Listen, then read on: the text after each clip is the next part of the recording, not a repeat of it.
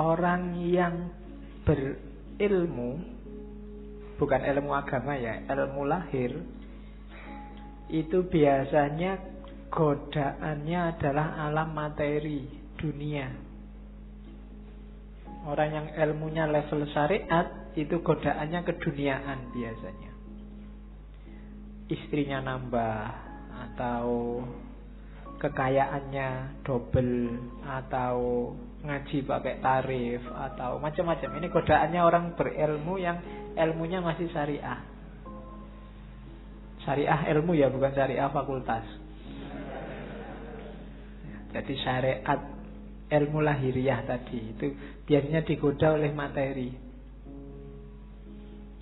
Kalau orang levelnya di atasnya dikit, menyebutnya ahlul hikmah, orang pinter, godaannya adalah alam malakut. Alam malakut ini alam rohani, nikmatnya ilmu, nikmatnya yang gitu-gitu biasanya sering menjebak yang rohaninya. Kalau orang setengah jalan sufi itu kan juga masuk orang bijaksana, itu biasanya godaannya karomahnya. Bisa apa dikit sudah bangga, sudah sombong. Baru ngerti dikit, baru ngaji 1-2 kali ngerti apa-apa merasa wis pointer. Nah itu godaannya orang bijak. Jadi biasanya tergoda oleh alam malakut, dunia abstrak, dunia metafisik. Kalau ada orang lain, itu orang levelnya masih materi, ilmunya masih ilmu duniawi. Ilmuku lo ilmu akhirat, ilmuku ilmu metafisik, filsafat kelas tinggi dan seterusnya. Itu godaannya orang pinter. Godaannya ahli hakikat itu sifat-sifat ilahiyah, membanggakan dirinya sendiri. Aku kok bisa kayak gini ya. Berarti ini rasanya ekstase itu. Orang lain belum ngalami, aku sudah ngalami. Itu godaannya sudah. Terjatuh dalam kesombongan, kebanggaan diri. Sama jatuhnya juga pada egonya. Jadi yang satu digoda oleh materi, yang satu digoda oleh metafisik, alam malakut, dan yang satu digoda oleh sifat-sifat ketuhanan, sifat ilahi. Jadi orang baik terus kagum, kok bisa ya aku sedermawan ini. Itu penyakit sudah. Nggak nyangka loh aku bisa sholat malam rutin sekarang. Wah, kok bisa ya aku ikhlas gini, semua hartaku tak kasih, ada temenku tak kasih. Loh, itu penyakit. Itu godaannya para salik. Siapa saja yang merasa puas pada salah satunya, saat itu juga dia mandek. Mandek itu apa? Ya berhenti di situ dia. Yang syariah, orang berilmu berhenti di materi. Para pejalan kaki, para filosof ahli hikmah berhenti di alam malakut.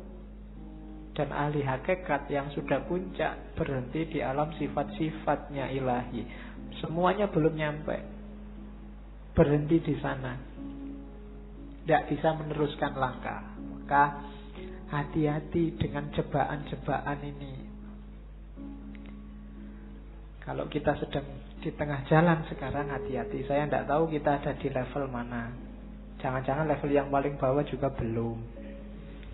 Godaannya lebih dahsyat lagi. Berilmu aja belum, itu sudah godaan macam-macam. Semuanya hampir jadi godaannya. Ya kan? Jadi hati-hati para pejalan, itu godaanmu. Kalau kamu tergoda, berarti kamu mandek, tidak mendekat lagi sama Allah. Berhenti di situ. Baru melakukan suluk sebentar terus merasa, wah, Allah itu selalu nolong aku. Ada apa-apa dikit, selamat aku. Ada polisi mau razia itu loh, selamat, tak bacain sholawat aja polisinya gak lihat aku. Ya kan? Sering kan kayak gitu kamu. Itu godaan, itu jebakan. Biasanya orang yang sudah merasa, wah Allah itu berarti masih sayang padaku, jadi aku selamat terus, berarti dia mandek. Bandingkan dengan orang belum. saya ragu-ragu ini, Allah sayang bener apa enggak ya padaku. Jangan-jangan aku selamat dari polisi ini ujian. Wong aku itu jelas-jelas salah loh. Kok sama Allah dibiarin gak ada hukuman, gak dicegat polisi. Nah, itu orang yang waspada. Oke, itu godaannya para pejalan. Terus, nah, jadi ini godaan yang besar biasanya. Banyak orang terjebak juga di sini, berlindung di balik takdir. Sudah takdirnya Pak. Mbok sampean itu sekali-sekalilah sholat duha, sholat tahajud, nunggu hidayah Pak. Kalau Allah belum ngasih hidayah ya belum. Itu namanya berlindung di balik takdir.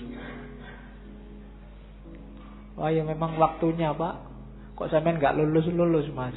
Sudah semester 14. Ayo berarti takdirnya Pak. Nah itu berlindung di balik takdir. Katanya Syekh Abdul Qadir Jailani tidak boleh berlindung di balik takdir. Berlindung di balik takdir itu kan bahasa kasarnya mengkambing hitamkan Allah. Seolah-olah Allah pengen kamu nggak lulus-lulus. Seolah-olah Allah pengen kamu males sholat. Seolah-olah Allah pengen kamu kacau hidupmu. Itu namanya berlindung di balik takdir. Sama-sama dapat takdir jelek, katanya Syekh Abdul Qadir Jailani. Coba lihat bedanya antara iblis sama Adam.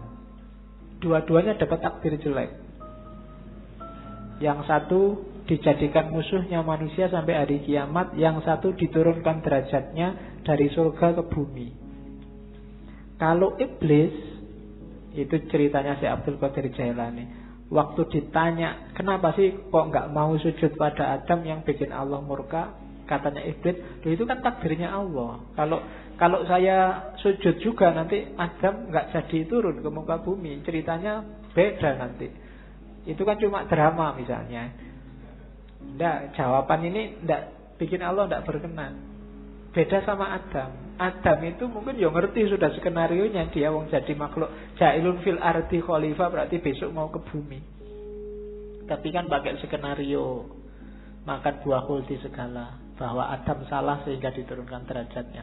Tiap hari yang dilakukan Adam kan terus nangis dan tobat, sampai kabarnya sekian tahun baru diampuni oleh Allah. Itu kan doanya yang terkenal itu kan, Robbana dzolamna anfusana wa illam taghfir lana. Jadi ya Allah, aku menzolimi diriku sendiri. Jadi meskipun itu kan ya takdirnya Allah, tapi gara-gara aku tidak menuruti perintahmu, itu kan menzolimi diriku sendiri. Wa illam taghfir lana wa tarhamna lanakunanna minal khasirin. Kalau tidak engkau ampuni, tidak engkau rahmati, ya pasti aku rugi. Jadi kalau sama Adam, Allah jadinya sayang. Tapi kalau sama iblis, sama-sama skenario-nya Allah, Allah jadi murka. Iblis pakai alasan takdir. Maka jangan pakai alasan takdir. Jangan mengkambing hitamkan Allah. Wong padune kamu sendiri yang males. Padune kamu sendiri yang pengen seneng-seneng, gak mau susah. Orang yang berilmu, bukan ilmu agama ya, ilmu lahir, itu biasanya godaannya adalah alam materi dunia.